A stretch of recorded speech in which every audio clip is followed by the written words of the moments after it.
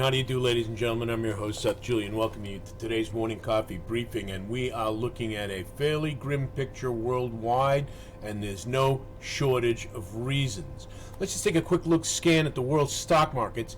These are all the stock market indices. This is the US dollar index. This is not a stock market index. It's the only one that's up.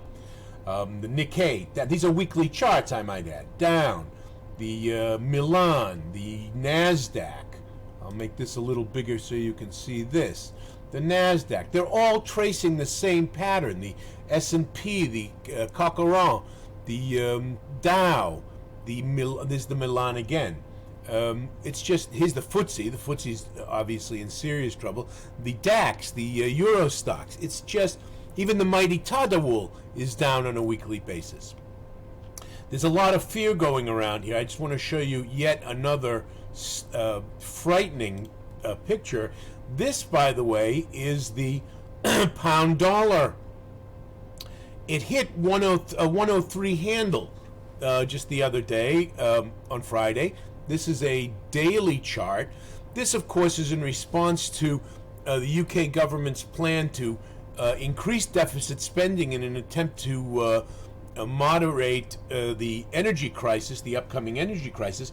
By the way, they were rebuked by the IMF just yesterday because of what the IMF considers a budget-busting, debt-ridden proposal, and the Bank of England had to respond by saying yes, they're going to have to take severe monetary steps to counter the effects of that plan.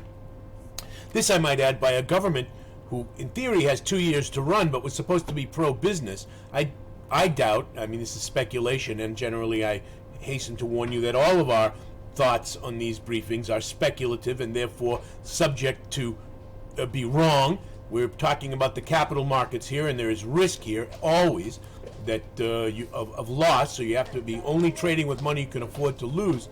But yes, there is significant monetary risk in that plan. So, and just if that's not enough for you, if that's not frightening enough, I do want to, and I'll show you something else too. The sell-off in the bond market is absolutely extreme. Here is the German 10-year Bund, down, down, down. That means the price is falling, yields are up. This is the 10-year U.S. Treasury bond, down, down, down. And finally, I just want to take a look at probably the most indicative and relatively frightening phenomena, and that is natural gas. The natural gas that's probably here, my mistake. Yes, this is the natural gas contract on a daily basis. This is the U.S. contract, I hasten to point out. In fact, this is not the one I want to show you. I'm sorry. I want to show you this natural gas contract. It's up 14.42% in 1 day. Well, it peaked at 14.2. It receded a little bit. But this is due to alleged sabotage on the Nord Stream 1 pipeline that blew a hole in it and is leaking gas into the Baltic Sea. So if that's not enough to make you fearful and want to sell off stocks and perhaps buy gold or crypto, I don't know. But all I can tell you is there's terrific risk in the markets.